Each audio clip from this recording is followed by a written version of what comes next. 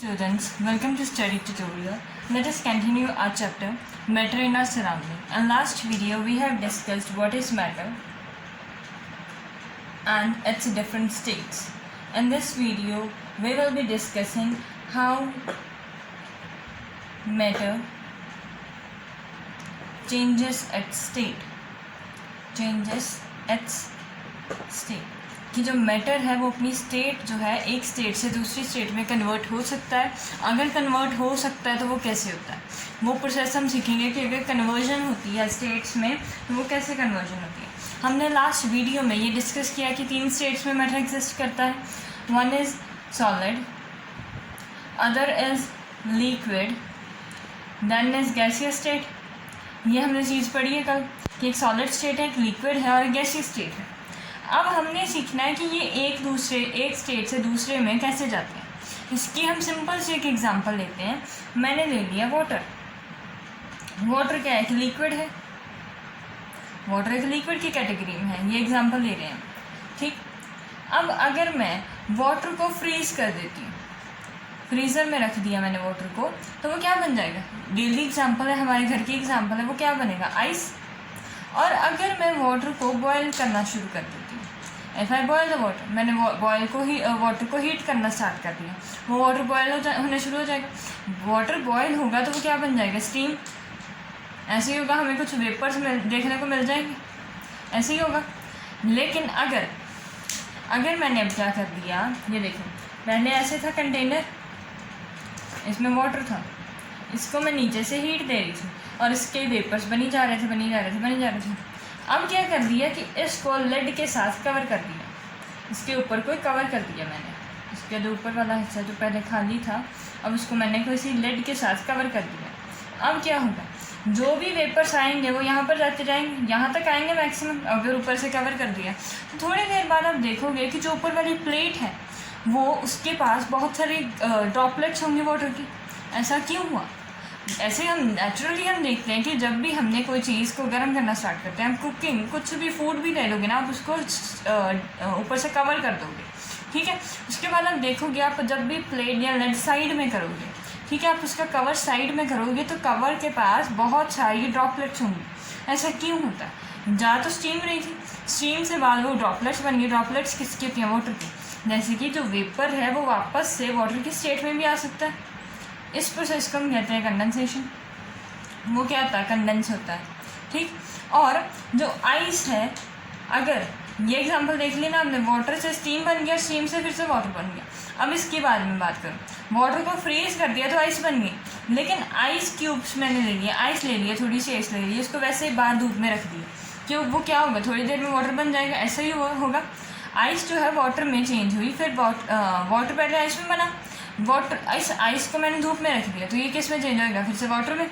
ऐसा क्यों हुआ. इस प्रोसेस को हम कहते हैं melting. What is this process known as melting. This one is known as freezing, this is boiling, this is condensation and this is melting. Boiling कह लो या यहाँ पर कह लो इवेपोरेशन. वेपर्स बनते हैं ना, हम क्या कहते हैं, स्टीम जो होती है वो वेपर्स होते हैं ना, तो इस प्रोसेस का नाम हमने दे दिया वेपराइजेशन. पहले बात ये देखो कि अगर जब भी सॉलिड से कोई चीज़ लिक्विड में कन्वर्ट होती है, वो होती है जैसे आइस वाटर में मेल्ट हो जाती है, तो इसका प्रोसेस का नाम क्या आ जाएगा, मेल्टिंग. अब लिक्विड है वो गैस में चेंज होगा तो उसका प्रोसेस वेपर्स बनेंगे, उसका नाम क्या आ जाएगा, इवेपोरेशन. ठीक. ये बात समझ में आएगी. अब रिवर्स में आओ, जब गैस लिक्विड में चेंज हो जाती है तो वो कैसे चेंज होती है, कंडेंसेशन. कौन सा प्रोसेस आता है वहाँ पर, कंडेंसेशन. ये हमने जूनियर क्लासेस में पढ़ लिया. अब अगर लिक्विड जो है वो सॉलिड में चेंज होगा तो उसके लिए प्रोसेस क्या आएगा, फ्रीजिंग. यहाँ तक बात समझ में आ गई. डिफरेंट प्रोसेस समझ में आ गए हैं आपको. ये तो था कि ऐसे कन्वर्ट हो जाती है, लेकिन हमने किया क्या कि जिसकी वजह से कन्वर्ट होगी. ठीक है. कौन सी ऐसी चीज़ें हैं, कौन से फैक्टर्स हैं या कौन से मेथड हैं जिनकी वजह से स्टेट में चेंज आ सकता है. 2 फैक्टर हैं. पहला फैक्टर है चेंज इन टेम्परेचर का. Change in temperature. अगर मैं टेम्परेचर को कम ज़्यादा कर दूँ तो क्या होगा, तब भी स्टेट का चेंज आ जाएगा. ठीक. सेकंड है चेंज इन प्रेशर. कि अगर मैं प्रेशर में चेंज कर दूँ, प्रेशर अप्लाई कर दूँ किसी भी स्टेट में, तो वो एक स्टेट से दूसरी स्टेट में जाती है। जैसे हमने अभी देखा कि टेम्परेचर कभी हीट कर रही हूँ, कभी उसको फ्रीज़ कर रही हूँ, तो वो स्टेट चेंज हो रही है। लेकिन प्रेशर का एक एग्जांपल, सिंपल एग्जांपल है, हम घर में नॉर्मली किचन में हम क्या यूज़ करते हैं, एलपीजी गैस यूज़ करते हैं। वो क्या होती है, गैस होती है ना, लेकिन वो किसी कंटेनर में फिल्ड होती है, सिलेंडर्स में फिल्ड होती है। वो किस फॉर्म में फिल्ड होती है, लिक्विड स्टेट में फिल्ड होती है। लेकिन जैसे ही हम उसको ओपन करते हैं, वो क्या हो जाता है, वो गैस में चेंज हो जाती है। ऐसा क्यों होता है, क्योंकि उस पर बहुत सारा प्रेशर अप्लाई किया है। जब हम प्रेशर अप्लाई करेंगे तो जो गैस है वो लिक्विड में चेंज हो जाएगी। इसकी आप एक एग्जांपल याद रखो, एलपीजी। एलपीजी की फुल फॉर्म यही होती है, लिक्विफाइड पेट्रोलियम गैस। ठीक है, अब पढ़ते हैं सबसे पहला इफेक्ट ऑफ टेम्परेचर। वो हमने जर्नल में तो डिस्कस कर लिया कि क्या होता है इफेक्ट ऑफ टेम्परेचर वाटर वाले केस में, लेकिन अब हम सारे के सारे लिक्विड्स के लिए, सारे स्टेट्स के लिए, सभी के लिए डिस्कस करेंगे कि इफेक्ट ऑफ टेम्परेचर क्या होता है। ठीक है, उसके लिए फिर से हमें एक एग्जांपल लेनी पड़ेगी। एग्जांपल नॉर्मल, सबसे ईजीएस्ट एग्जांपल वाटर की ही है। अब क्या करेंगे, हम थोड़ी सी आइस ले लो, आप एक बीकर में थोड़ी सी आइस ले लो। आइस ले ली मैंने, आइस क्यूब्स ले लिए, ऐसे आइस क्यूब्स हैं, 2-4 पड़े हैं यहाँ पर। ये आइस है बीकर में, उसको मैंने करना स्टार्ट किया हीट, यहाँ से हीट प्रोवाइड कर रही हूँ। ये आइस है सारी की सारी, और यहाँ पर मैंने एक थर्मामीटर लगा दिया है। ठीक, सबसे पहले इनिशियली आइस का टेम्परेचर जो था वो था 0 डिग्री सेल्सियस। ठीक, आइस 0 डिग्री सेल्सियस पर ही होती है, तो आइस का टेम्परेचर रिकॉर्ड किया मैंने, वो था इनिशियली 0 डिग्री सेल्सियस। उसके बाद मैंने क्या किया कि उसको हीट करना स्टार्ट कर दिया। हीट कर रही हूँ मैं। ठीक है, टेम्परेचर इंक्रीज़ नहीं होगा, मतलब हीट कर रही हूँ, वो सिंपली मेल्ट होता जाएगा, मेल्ट होना स्टार्ट हो गया। फिर उसके बाद क्या हो गया कि वो जो सारी की सारी आइस थी ना, वो वाटर में आ गई। वो सारी की सारी जो आइस थी वो क्या बन गई, अब वाटर। फिर से मैं अब इसको भी हीट कर रही हूँ। इसको भी हीट करने के लिए अब क्या हो गया मेरे पास, ये स्टीम बन गई। ये सारे के सारे जो थे ये वेपर्स बनकर गायब हो गया, वाटर थोड़ा सा रह गया, बाकी सारे का सारा जो वाटर था वो वेपर्स बनकर गायब हो गया। ऐसा क्यों हुआ, क्या स्टेट का चेंज आया, ये सारे के यहाँ पर क्या आ गया, स्टीम आ गई। अब ऐसा हुआ तो हुआ क्यों, ये हमने बात करनी है। आपको मालूम है कि ऐसा क्यों हुआ, आपको कोई गेस लगा सकते हो कि ऐसा क्यों हुआ है। अब नहीं लगा सकते तो समझ लो कि ऐसा क्यों हुआ है। अब ये देखो, यहाँ पर देखो कि आइस थी, आइस को मैंने हीट किया, हीट कर रही हूँ मैं। आइस सबसे पहले क्या करेगी, मेल्ट करेगी। सॉलिड स्टेट है, सॉलिड स्टेट में हम, ये सॉलिड स्टेट है ना, सॉलिड स्टेट में हमने क्या सीखा था कि फोर्स ऑफ अट्रैक्शन मैक्सिमम होती है। Force of attraction is maximum, ये लास्ट वीडियो में हम डिस्कस किया है। और मोशन इज मिनिमम, इसके जो पार्टिकल्स होते हैं सॉलिड के, वो बहुत पास होते हैं, ऐसे होते हैं। जब आइस के पार्टिकल्स होंगे वो कुछ इस तरीके से होंगे, बहुत पास होंगे एक दूसरे के। ठीक है, उनमें फोर्स ऑफ अट्रैक्शन बहुत ज़्यादा होगी। कुछ ऐसे पार्टिकल्स हैं, बहुत क्लोजली पैक होते हैं ये सारे के सारे। ये ऐसे आइस के पार्टिकल्स सारे, एक आइस का क्यूब लिया मैंने, उसमें पार्टिकल का स्ट्रक्चर कुछ ऐसा है, क्योंकि वो बहुत फोर्स ऑफ अट्रैक्शन बहुत ज़्यादा है, तो वो बहुत ज़्यादा आपस में पास होंगे। जैसे ही मैंने इसको हीट करना शुरू किया, इन पार्टिकल्स क्या करेंगे, वाइब्रेट। जब भी हम किसी को हीट करते हैं तो वो वाइब्रेट होना शुरू हो जाएंगे, वाइब्रेट आएंगे। क्यों करेंगे वाइब्रेट, क्योंकि इनके पास क्या आ जाएगी, काइनेटिक एनर्जी। काइनेटिक एनर्जी क्यों आती है किसी के पास, मोशन में आने की वजह से। मोशन मिनिमम था, लेकिन जैसे मैंने टेम्परेचर प्रोवाइड किया, मोशन इंक्रीज़ हुआ। मोशन इंक्रीज़ होने की वजह से क्या हो गया, काइनेटिक एनर्जी इंक्रीज़ हो। तो थोड़ी देर बाद अब हीट करते जाओगे तो वो उसकी स्पीड इंक्रीज़ होती जाएगी। जो भी हम अब हीट प्रोवाइड कर रहे होंगे, अब जो इनिशियली हीट हम उसको प्रोवाइड कर रहे होंगे, वो क्या करेंगे, सबसे पहले हिलना स्टार्ट करेंगे, इसका मीनिंग मोशन में आएंगे। अब कोई टाइम ऐसा आएगा कि जब उनके हिलने की वजह से उनकी काइनेटिक एनर्जी बहुत ज़्यादा हो जाएगी। मोशन की वजह से उनकी काइनेटिक एनर्जी इतनी ज़्यादा हो जाएगी कि उनकी फोर्स ऑफ अट्रैक्शन ख़त्म हो जाएगी। उनकी क्या होगी, फोर्स ऑफ अट्रैक्शन क्या हो जाएगी, ख़त्म हो जाएगी। उस टाइम पर जो आइस है वो वाटर में मेल्ट होगी। समझ आइए आपको बात। इनिशियली जब आप टेस्ट को टेम्परेचर प्रोवाइड कर रहे हो ना, इनिशियली क्या होगा, सबसे पहले क्या होगा, इसके जो पार्टिकल्स हैं वो मूव करना स्टार्ट करेंगे। जैसे ये जो पार्टिकल्स हैं ये ऐसे मूव करना स्टार्ट कर जाएंगे। ठीक, एक दूसरे के साथ टकराएंगे। टकराने की वजह से उनके पास क्या आएगी, काइनेटिक एनर्जी आएगी, ठीक है। मोशन की वजह से ही होती है energy, energy due to motion is kinetic energy. Motion की वजह से काइनेटिक एनर्जी आई उनके पास। काइनेटिक एनर्जी एक टाइम ऐसा आएगा जब काइनेटिक एनर्जी बहुत ज़्यादा बढ़ जाएगी, पार्टिकल्स बहुत ज़ोर ज़ोर से वाइब्रेट होंगे, बहुत ज़ोर से। तब क्या होगा कि वो पार्टिकल्स जो हैं अलग अलग हो जाएंगे, ठीक। यहाँ तक समझ में आई। पार्टिकल्स अलग अलग होने का मीनिंग है कि वो फोर्स ऑफ अट्रैक्शन ख़त्म हो जाएगी। जब ही फोर्स ऑफ अट्रैक्शन ख़त्म हो जाएगी, नॉर्मल लेवल पर आ जाएगी, तो वो कौन सी स्टेट में आ जाएंगे? लिक्विड स्टेट में। इसमें क्या होता है कि फोर्स ऑफ अट्रैक्शन नॉर्मल होती है, उसकी वैल्यू थोड़ी सी नॉर्मल होती है। जैसे हमने कल डिस्कस किया कि अगर ये 3 है तो यहाँ पर वैल्यू 2 रह जाती है। हमने ये नॉर्मल एग्जाम्पल दिया था कि फोर्स ऑफ अट्रैक्शन उनकी नॉर्मल हो जाएगी और उनके पास थोड़ा सा मोशन भी होगा, यही हमने बात की थी, मोशन भी थोड़ा सा होगा। यहाँ पर मोशन बिल्कुल ही कम है, यहाँ पर फोर्स उसके कंपैरेटिव कम होगी लेकिन मोशन ज़्यादा होगा। ऐसी स्टेट कौन किसका होता है? वाटर की। लिक्विड स्टेट में ऐसा होता है कि थोड़ा सा मोशन हो और थोड़ी सी फोर्स ऑफ अट्रैक्शन हो। यहाँ पर क्या होगा अब कि जो पार्टिकल्स हैं वो थोड़े से दूर दूर आ जाएंगे, लेकिन होंगे बहुत सारे, लेकिन थोड़े से दूर दूर होंगे और मोशन में होंगे। जैसे पहले बिल्कुल क्लोजली पैक थे, अब थोड़े से रैंडमली प्लेस्ड हो जाएंगे, ठीक। यहाँ तक बात समझ में आ गई। अब क्या हम करेंगे? हम इसको भी हीट कर रहे हैं, सेकंड केस में इसको भी हीट तो कर ही रहे हैं ना, ये हीट का साइन है, हीट कर रहे हैं हम इसको, ठीक। वाटर अब क्या करेंगे? ये जैसे ही हम इसको हीट प्रोवाइड करेंगे, यहाँ पर इसके सरफेस पर बहुत सारे वाटर के मॉलिक्यूल्स प्रेजेंट होंगे। अब जब मैं हीट करूँगी तो ये वाले जो मोशन सबसे पहले सरफेस वाले पार्टिकल्स हैं वो मोशन में आ जाएंगे, सारे के सारे पार्टिकल्स मोशन में आएंगे। फिर से वाटर के पार्टिकल्स जो हैं वो भी मोशन में आ जाएंगे, ठीक। सबसे पहले मैं हीट प्रोवाइड करती जाऊँगी, वो मोशन में वाइब्रेट करते जाएंगे, वाइब्रेट होती जाएंगे। फिर एक टाइम ऐसा आएगा कि उनकी काइनेटिक एनर्जी इतनी बढ़ जाएगी कि फोर्स ऑफ अट्रैक्शन उसके सामने कम पड़ जाएगी। एक टाइम ऐसा आएगा जब काइनेटिक एनर्जी बहुत ज़्यादा हो जाएगी फोर्स ऑफ अट्रैक्शन से मुकाबले। तो क्या होगा कि ये इनको जो फोर्स जोड़ कर रख रही थी वो टूट जाएगी और ये अलग हो जाएंगे। जैसे ही ये अलग हुए ये बहुत दूर दूर चले जाएंगे। पहले जितने थे फिर भी, अब क्या होगा? थर्ड केस में क्या हो जाएगा कि वो बहुत दूर दूर पार्टिकल्स, कुछ ऐसे पार्टिकल्स आ जाएंगे, बहुत दूर दूर हो जाएंगे एक दूसरे से। ये स्टीम की पार्टिकल ऐसे गैसीय स्टेट में होता है, ठीक। पहले प्रोवाइड करते जा रहे हैं, हम हीट प्रोवाइड करते हैं, वहाँ से काइनेटिक एनर्जी इंक्रीज है। एंड एक टाइम ऐसा आएगा जब काइनेटिक एनर्जी बहुत ज़्यादा हो जाएगी फोर्स ऑफ अट्रैक्शन से, वो पार्टिकल्स ओवरकम कर लेंगे फोर्स ऑफ अट्रैक्शन को और वो पार्टिकल्स अलग हो जाएंगे। जैसे ही अलग होंगे वो गैसीय स्टेट में आ जाएंगे, ठीक। अब इस केस में हमने क्या डिस्कस किया था कि फोर्स ऑफ अट्रैक्शन जो है वो मिनिमम है, force of attraction is minimum, और जो काइनेटिक एनर्जी है वो मैक्सिमम है। काइनेटिक एनर्जी मैक्सिमम मतलब कि मोशन मैक्सिमम है, मोशन इज मैक्सिमम। यहाँ तक बात समझ में आई आपको?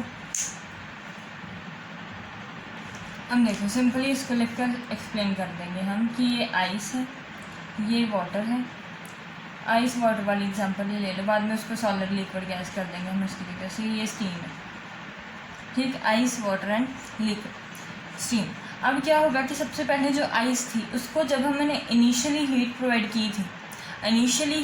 की थी, तब क्या हुआ था? उसके सबसे पहले जो हमने इसको हीट प्रोवाइड की है, हीट सप्लाई, जो सबसे पहले सप्लाई की है हीट, मेल्ट होने से पहले, जो मेल्ट होना स्टार्ट कर दे उससे पहले जो हमने हीट प्रोवाइड की है, उसकी वजह से टेम्परेचर में इंक्रीज़ नहीं हुआ था। उसमें क्या हुआ था कि काइनेटिक एनर्जी ने फोर्स ऑफ अट्रैक्शन को ओवरकम किया था। जो ये वाली हीट होती है उसे हम कहते हैं लेटेंट हीट ऑफ फ्यूजन, जो टेम्परेचर इंक्रीज़ नहीं करती। इसकी वजह से क्या होता है? Not increase in temperature, no increase in temperature. और ये होती क्यों है? कब तक होती है? जब तक kinetic energy force of attraction से कम, फोर्स ऑफ अट्रैक्शन को ओवरकम करने के लिए जितनी एनर्जी लगती है, जितनी हीट प्रोवाइड जाती है, वो क्या होती है? Latent heat of fusion. उसके बाद क्या आती है? पहले इनिशियली हीट आएगी, फिर उसके बाद होनी शुरू हो जाती है मेल्टिंग, वो मेल्ट होना शुरू कर जाएगा। फिर वाटर में भी यही केस आएगा। सबसे पहले क्या होगा? जब वाटर के मॉलिक्यूल्स ने भी तो एक दूसरे से अलग होना है, तभी स्टीम में जाना है। अब उन पार्टिकल्स को अलग करने के लिए जो हीट एनर्जी यहाँ पर आती है उसे कहते हैं हम लेटेंट हीट ऑफ वेपराइजेशन, इसे हम क्या कहते हैं, लेटेंट हीट ऑफ वेपराइजेशन। इसे हम कहते हैं लेटेंट हीट ऑफ फ्यूजन, जो स्टेट चेंज कर रही है, ठीक। जो इसका जो यहाँ से ये वाली स्टेट चेंज करेगी सॉलिड से लिक्विड, वो फ्यूजन आ जाएगी लेटेंट हीट ऑफ फ्यूजन। जो लिक्विड से गैसेस में जाएगी वो आ जाएगी लेटेंट हीट ऑफ वेपराइजेशन। ये होती क्यों है, to overcome force of attraction. Force of attraction को ओवरकम करने के लिए जो हीट लगती है उसे लेटेंट हीट कहते हैं। और इसके में भी जब भी लेटेंट हीट का नाम आएगा तो नो इंक्रीज इन टेम्परेचर होता है, no increase in temperature, temperature में कोई भी इंक्रीज नहीं होता। फिर से जब ये वाटर स्टीम में जाएगा तो यहाँ पर क्या आ जाएगी, वेपराइजेशन होनी शुरू हो जाएगी, ठीक। ये वेपराइजेशन होगी। यहाँ तक बात समझ में आएगी कि इफेक्ट ऑफ टेम्परेचर हमने पूरा डिस्कस कर लिया कि हमें दिखता है, जो हमें जो नेक्ड आई से पता लगता है वो है मेल्टिंग और वेपराइजेशन हो रही है। लेकिन पार्टिकल लेवल पर क्या होता है कि फोर्स ऑफ अट्रैक्शन ओवरकम होती है, फिर मेल्टिंग होती है। फोर्स ऑफ अट्रैक्शन को ओवरकम करते हैं, लेटेंट हीट ऑफ वेपराइजेशन पहले आती है, फिर वेपराइजेशन होती है, ठीक है। यहाँ तक बात समझ में आ गई आपको। ये तो था इफेक्ट ऑफ टेम्परेचर। अब दूसरा पढ़ेंगे effect of pressure. Effect of pressure क्या है, इफेक्ट ऑफ प्रेशर। अब ये क्या होता है, जैसे अगर मान लो कि मैंने गैस फिल कर दी है, कोई गैस है यहाँ पर, ऐसे गैस के पार्टिकल्स तो बहुत दूर दूर होते हैं, ऐसे कुछ गैस के पार्टिकल्स। आपको क्या लगता है, जैसे ही मैं इस पर प्रेशर अप्लाई करूँगी, इसको प्रेशर अप्लाई करूँगी, ये कॉम्प्रेस होगा, तो ये क्या आ जाएगा, कंप्रेस होगा ना थोड़ा सा, तो ये पिस्टन वहाँ से मूव होकर यहाँ तक आ जाएगा। पार्टिकल तो उतने ही थे, जैसे यहाँ पर जितने पार्टिकल हैं वो वहीं के वहीं यहाँ तक रह जाएंगे, ठीक। अब मैंने फिर से यहाँ पर और थोड़ा सा प्रेशर अप्लाई कर दिया, फिर से क्या होगा, पिस्टन और नीचे चला जाएगा, पिस्टन और नीचे जाएगा तो पार्टिकल्स यहाँ तक था पहले, फिर यहाँ तक चला जाएगा। अब क्या हुआ, यहाँ ध्यान से देखो, पहले पार्टिकल्स बहुत दूर दूर थे, ये पे पिस्टन लगा दिया मैंने, इस पर मैंने प्रेशर अप्लाई किया, पहले इतने थे, उसके बाद में इतने हो गए, मैंने और प्रेशर अप्लाई किया, इतने आ गए। जब ये पार्टिकल्स बहुत दूर दूर थे तो ये किसकी स्टेट में थे, गैसीय स्टेट में थे। लेकिन जब पार्टिकल्स बहुत पास पास आ चुके हैं, ऑलमोस्ट पास पास आ चुके हैं, तो ये कौन सी स्टेट आ गई है, लिक्विड स्टेट आ गई है, ठीक। अगर इससे भी और ज़्यादा आ जाते तो सॉलिड स्टेट आ जाती, वो किसी बहुत ज़्यादा प्रेशर अप्लाई करने पर आता। लेकिन नॉर्मली गैस जो है लिक्विड में आ गई है प्रेशर के चेंज होने की वजह से, ठीक है। पहले क्या हो रहा था कि टेम्परेचर को जैसे जैसे हम बढ़ा रहे थे, सॉलिड से लिक्विड गया था, लिक्विड से गैस आएगी। लेकिन आप जब प्रेशर अप्लाई करेंगे तो गैस से लिक्विड जाएगा, फिर लिक्विड को अगर आप और प्रेशर अप्लाई कर दोगे तो वो जनरली वो बहुत ज़्यादा प्रेशर अप्लाई करना पड़ेगा, तब जाकर सॉलिड में होगा, जनरली नॉर्मल प्रेशर पर नहीं हो पाएगा, ठीक है। इसकी एग्जांपल हमने पहले भी डिस्कस की है, एलपीजी। एलपीजी में क्या होता है कि आपके जो सिलेंडर्स होते हैं, हमारे घर पर जो सिलेंडर्स आते हैं हमारे पास, उसमें क्या होती है, पेट्रोलियम गैस भरी होती है। लेकिन पेट्रोलियम गैस लिक्विड में फिल अगर कर देंगे तो पार्टिकल्स तो बहुत दूर दूर आएंगे। सिलेंडर इतना बड़ा होता है, उसमें थोड़ी सी गैस आएगी तो हमारा कैसा चलेगा, सिलेंडर चलेगा नहीं, बिल्कुल थोड़ा सा एक दिन चल जाएगा, हद कुछ टाइम के लिए चलेगा, वैसे तो चलेगा नहीं। अब क्या करते हैं हम इस प्रॉब्लम को ओवरकम करने के लिए, क्या करते हैं कि जो हम गैस उसमें फिल करते हैं सिलेंडर्स में, वो लिक्विफाइड होती है। वो गैस कौन सी होती है, वो लिक्विफाइड गैस फिल करते हैं उसमें। क्यों लिक्विफाइड करते हैं कि जैसे ही पहले तो सिर्फ इतने से पार्टिकल, जैसे ये काउंट कर लो, इतने से पार्टिकल, बहुत थोड़ी सी गैस, लेकिन जैसे ही हम लिक्विफाइड पेट्रोलियम गैस इसमें डालेंगे तो बहुत सारे पार्टिकल्स होंगे, वो इतनी जगह में ही आ जाएंगे, ये जगह बाकी बच गई, इसमें और सारे पार्टिकल्स आ जाएंगे। ये क्यों करते हैं हम ऐसा, ताकि हमारा जो सिलेंडर है वो थोड़ा सा टाइम निकाल जाए। ऐसे बहुत सारी स्टोरेज कैपेसिटी इंक्रीज़ करते हैं हम उसकी, कैसे करते हैं, पेट्रोलियम गैस फिल कर लिक्विफाइड पेट्रोलियम। ये कैसे अप्लाई करते हैं, प्रेशर अप्लाई करने की वजह से। प्रेशर अप्लाई करने की वजह से जो क्या होता है कि जो गैस है वो लिक्विड में चेंज होती है, और जैसे ही हम उसका स्टोव का गैस ओपन करते हैं, ठीक, स्टोव को ओपन करते हैं, वो जो लिक्विड है वो बाहर जाती है, और बाहर जाती क्या हो जाता है, प्रेशर कम हो गया, प्रेशर कम होते ही वो बाहर आकर गैस बन जाती है, ठीक है। ये था effect of temperature and effect of pressure. अब बहुत छोटा सा एक टॉपिक रह गया है हमारा, वो बहुत इंटरेस्टिंग है, वो क्या है, इवेपोरेशन। इवेपोरेशन क्या होता है, evaporation is change of state from liquid to gaseous, liquid to gaseous at any temperature below boiling point। ये इसकी डेफिनेशन है, ये तो आप याद कर ही लो, इस पर क्वेश्चन आ जाता है पेपर में कि इवेपोरेशन की डेफिनेशन बताओ। इवेपोरेशन क्या होती है? स्टेट चेंज होती है लिक्विड से गैसियस। एक बात ध्यान में रखने वाली है कि किसी भी टेम्परेचर पर हो जाती है, ज़रूरी नहीं है कि बॉइलिंग पॉइंट होना चाहिए। इसकी एक्सप्लेनेशन क्या है? हमने अभी डिस्कस किया था कि जैसे ही हम वाटर को हीट करेंगे तो उसके पार्टिकल्स जो हैं उनके पास आ जाएगी एनर्जी, काइनेटिक एनर्जी आ जाएगी। जैसे ही उनके पास काइनेटिक एनर्जी आई, वो ओवरकम करेंगे फोर्स ऑफ अट्रैक्शन को और गायब हो जाएंगे सरफेस से, वेपर्स बनाए जाएंगे। ऐसे ही हम अब डिस्कस करते हैं। वो तो था सारे के लिए, लेकिन इवेपोरेशन वो था कि बॉइलिंग पॉइंट पर हम बॉईल कर रहे हैं 100 डिग्री सेल्सियस पर, वो स्टीम बनाएगा। हम किसी भी नॉर्मली टेम्परेचर पर हम थोड़ी सी हीट प्रोवाइड कर रहे हैं। अब क्या हो रहा है कि जो ये सरफेस पर वाटर के पार्टिकल्स थे वो थोड़े से मोशन में थे, पहले थोड़े से मोशन में थी। अब मैंने क्या किया कि जैसे ही मैंने थोड़ी सी हीट प्रोवाइड की है, ये जो सरफेस वाले पार्टिकल्स हैं ये सबसे पहले वेपर्स बनाते हैं। इसकी एक एग्जांपल दे देती हूँ, ऐसा क्यों होता है। जैसे मान लो कि एक पार्टिकल यहाँ पर है, हम दो पार्टिकल डिस्कस करेंगे, एक पार्टिकल जो यहाँ पर है और एक पार्टिकल जो यहाँ पर है। इस पार्टिकल को अट्रैक्ट कौन कर रहा है? साइड वाले और बस नीचे वाले, ये अट्रैक्ट कर रहे हैं। लेकिन इस पार्टिकल की बात करें, थोड़ा सा बड़ा कर लो इसको, इस वाले पार्टिकल की बात करें, इसको कौन अट्रैक्ट करेगा? ये भी करेगा, ये भी, ये भी, ये भी, ये भी, सारे के सारे पार्टिकल्स इसको अट्रैक्ट करेंगे। लेकिन इसको सिर्फ थोड़े से अट्रैक्ट करेंगे, इसको सिर्फ एक साइड, एक वाली साइड जो ऊपर वाली साइड है वो सारी फ्री होगी। इसका मीनिंग कि यहाँ पर फोर्स ऑफ अट्रैक्शन सबसे कम है, यहाँ पर सबसे ज़्यादा। तो सबसे पहले ओवरकम किसकी फोर्स ऑफ अट्रैक्शन होगी? ये वाले की। ये वाले की सब कम है अगर फोर्स ऑफ अट्रैक्शन, तो ये वाले सबसे पहले निकलना आसान हो जाएगा। थोड़े से टेम्परेचर प्रोवाइड करने पर ही इनकी फोर्स ऑफ अट्रैक्शन खत्म हो जाएगी और ये वेपर्स बना देंगे। तो ये सरफेस पर जो मॉलिक्यूल्स, जो उसके पार्टिकल्स प्रेजेंट हैं वाटर के या किसी भी लिक्विड के, वो सबसे पहले वेपर्स बना देते हैं। ठीक, ये बात समझ में आएगी वो सबसे पहले वेपर्स क्यों बनाते हैं। अब जब ये वाला सरफेस वाले जो पार्टिकल्स हैं वो सबसे पहले वेपर्स बनाएंगे किसी भी टेम्परेचर पर बिलो बॉइलिंग पॉइंट, उसे हम कह देते हैं evaporation. Below the boiling point at any temperature when liquid changes into gaseous, that process is known as evaporation. ठीक, यहाँ तक बात समझ में आई। अब इसमें कुछ ध्यान देने वाली बातें हैं, ये हैं कि ये सरफेस फिनोमिना है। Is a surface phenomena. Surface phenomena क्यों है? क्योंकि हम बात करेंगे सिर्फ सरफेस वाले पार्टिकल्स की कि वही वेपर्स बना रहे हैं। अगर हम नीचे वाले सारे पार्टिकल्स की बात करेंगे तो वो क्या बन जाएगी? बॉइलिंग पॉइंट पर ही होगा।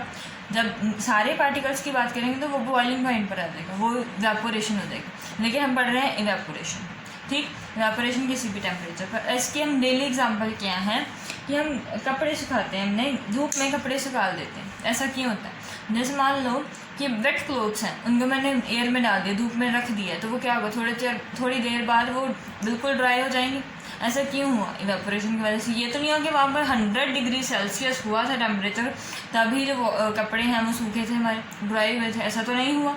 ऐसा नहीं हुआ ना, तो क्या हुआ कि वहाँ पर इवेपोरेशन हुई है कि वो टेम्परेचर बॉइलिंग पॉइंट से कम पर ही वाटर जो है वेपर्स में बन गया था, तब क्या हुई है? इवेपोरेशन। अब इसकी सेकेंड एग्जांपल ले लो आप। ये जब मैंने थोड़ा सा पानी लिया, किसी भी बीकर में थोड़ा सा पानी ले लिया है, उसको मैंने बाद धूप में छोड़ दिया, थोड़ी देर बाद देखेंगे वो पानी जो है वो गायब हो जाएगा। ऐसा क्यों हुआ? इवेपोरेशन की वजह से। इसका हम देखेंगे कि ये इवेपोरेशन कौन कौन से फैक्टर्स का इफेक्ट करते हैं। जब इवेपोरेशन बढ़ किसकी वजह से जाती है, कम किसकी वजह से होती है। ठीक है, ये हम डिस्कस करते हैं। एक है सबसे पहले फैक्टर्स जो हैं, फैक्टर्स हैं इसके, वो हैं सरफेस एरिया,